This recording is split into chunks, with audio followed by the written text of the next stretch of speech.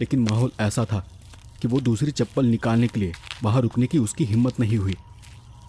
थोड़ा आगे बढ़ते ही अचानक मेघा की गर्दन झटके खाने लगी। मैंने घबरा कर उसकी ओर देखा तो उसने नकारते हुए सिर हिलाया, जैसे वो मुझे कह रही हो, आगे देखो, चलते रहो, मेरी तरफ मत देखो। उसकी गर्दन ऐसे झटक रही थी मानो कोई पीछे से उसके बाल पकड़कर खींच रहा हो।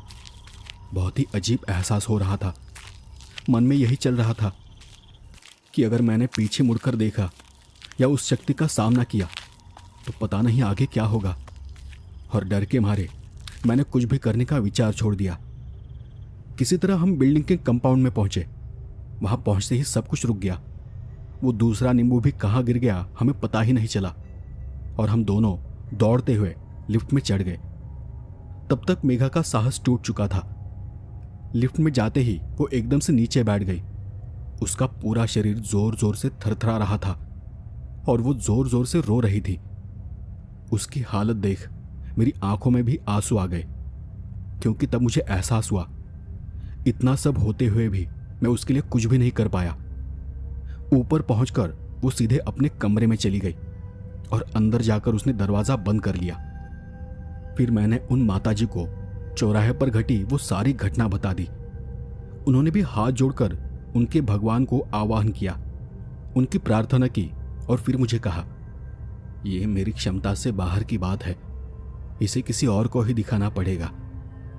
अब जो बात उनकी क्षमता से परे थी उसका सामना मैं कैसे करूंगा ये मुझे भी नहीं पता था।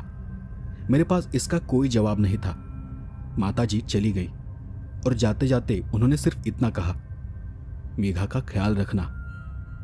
उनके जाने के बाद मैंने मेघा को झूठा दिलासा दिया कि उन्होंने हाथ में जो धागा बांधा है उससे उसे कुछ नहीं होगा। लेकिन इस सब में उस अजन्मे बच्चे पर क्या बीत रही थी उस पर किसी का भी ध्यान नहीं गया। अगले दिन हम चेकअप के लिए अस्पताल चले गए। मेघा की सोनोग्राफी करवाई। हमारा बच्चा ठीक था और यह सुनते ही मेरी जान में जान आ गई। लेकिन सवाल वही था कि अब आगे क्या करना है, क्योंकि वो जो भी था, जो मेघा के पीछे पड़ा था, वो उसे छोड़ने वाला नहीं था और उससे हमारे बच्चे को भी खतरा था। उस रात मैं इंटरनेट और यूट्यूब पर इस तरह की घटनाओं के बारे में जानकारी खोज रहा था, पर मन मुताबिक मुझे कुछ भी नहीं मिला। वीडियो देखते देखते समय का पता ही नहीं चला। उस वक्त मैं अपना काम भी कर रहा था और इसलिए मैं हॉल में सोफे पर लेटा था। मेघा और मां तब बेडरूम में सोई थी। कुछ देर बाद मुझे बाहर से कोई आवाज सुनाई दी। घर की सारी लाइट बंद थी। हॉल में अंधेरा था, सिर्फ मोबाइल टॉर्च की रोशनी थी। मैंने दरवाजे की ओर देखा। आवाज बाहर से ही आई थी। दरवाजे की नीचे की दरार से बाहर का पीला प्रकाश अंदर आ रहा था। एक पीली लकीर सी दिखाई दे रही थी। मैं कुछ क्षण उसे देखता रहा और फिर से मोबाइल पर ध्यान दिया। तभी दोबारा वही आवाज आई। ऐसी आवाज जैसे कोई सीढ़ियां चढ़ रहा हो। वो जो कोई था वो 2-4 कदम चलता और फिर से रुक जाता। और तब मेरे मन में ख्याल आया कि जब बिल्डिंग को लिफ्ट है तो ये सीढ़ियां कौन चढ़ रहा होगा। मैं उठकर बैठ गया। फिर वही आवाज आई और इस बार दरवाजे की दरार से आती रोशनी अचानक गायब हो गई। कोई दरवाजे के ठीक सामने आकर खड़ा हो गया था, लेकिन मैं वही शांत बैठा रहा। मैं बस देख रहा था कि आखिर हो क्या रहा है।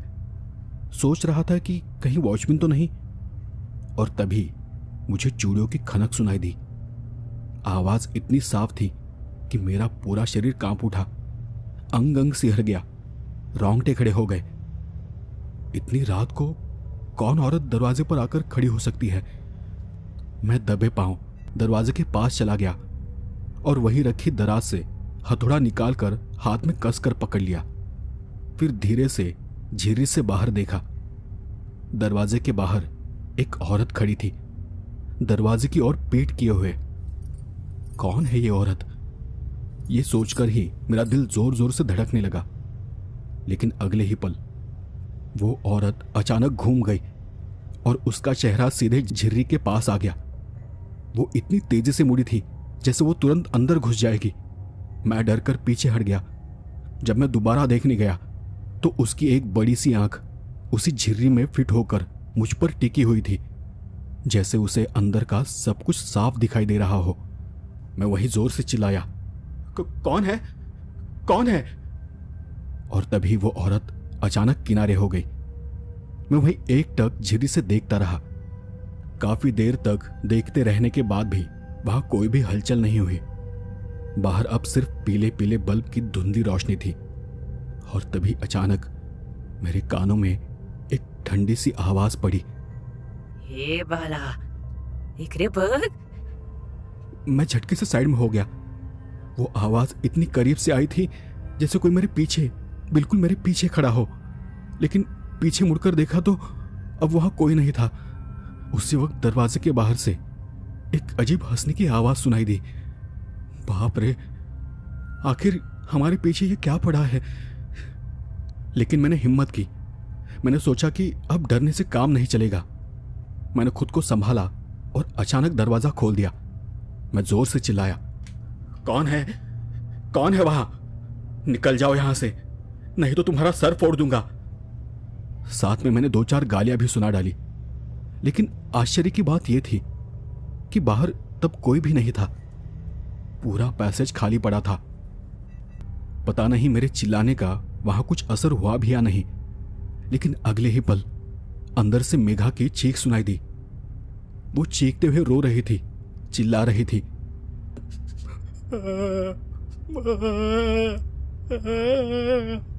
मुझे जाने दो,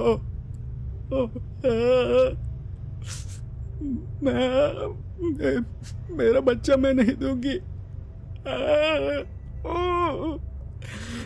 दूर हट जाओ, दूर हटो सब, दूर हटो। मैंने तुरंत दरवाजा बंद किया और भागकर अंदर के कमरे में चला गया। अंदर मां घबराई हुई उसे जगा ही रही थी। मेघा तब नींद में रो रही थी, हाथ पांव झटक रही थी, बार बार अपना पेट पकड़ रही थी, जैसे कोई उसके पेट से कुछ खींचने की कोशिश कर रहा हो। मैंने उसे हिलाकर कहा, मेघा, मेघा क्या हो रहा है? मेघा उठ, मेघा, मेघा उठ जाओ मेघा।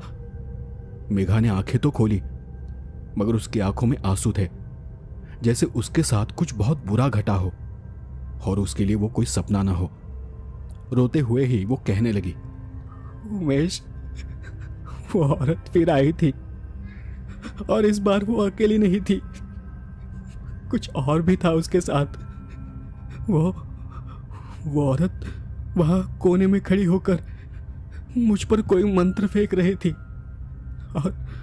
और वो बाकी सब लोग मेरे पेट पर अपने खुरदुरे हाथ फेर रहे थे, नाखूनों से खरोच रहे थे। वो सब मेरा पेट फाड़ देना चाहते थे। उनकी आवाजें बहुत भयानक और अजीब थी और वो सब कह रहे थे, ये बच्चा हमें दे दे, तू आराम कर, हम तेरे बच्चे का ध्यान रखेंगे, तुझे चिंता करने की कोई जरूरत नहीं है।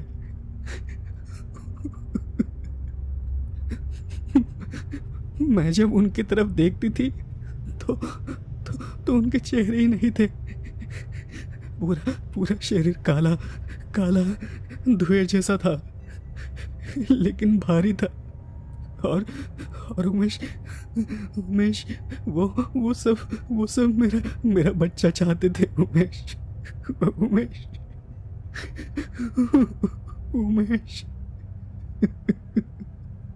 मेघा की बातें सुनकर मेरा दिल बैठ गया। कुछ समझ ही नहीं आ रहा था। मैंने बस उसे शांत करते हुए कहा, कुछ नहीं हुआ मेघा, कुछ नहीं हुआ, ये बस एक बुरा सपना था। तुम शांत हो जाओ, तुम शांत हो जाओ मेघा, कुछ नहीं हुआ है। लेकिन ये सच था कि थोड़ी देर पहले मैंने खुद जो अनुभव किया था वो सपना नहीं था। यकीनन कुछ दुष्ट शक्ति हमारे पीछे पड़ी थी, खास तौर से मेघा के पीछे, और अब उसका इरादा साफ था, उसे हमारा बच्चा चाहिए था। क्यों चाहिए था ये समझ नहीं आ रहा था, मगर इतना तो साफ हो चुका था कि यह मामला गंभीर है।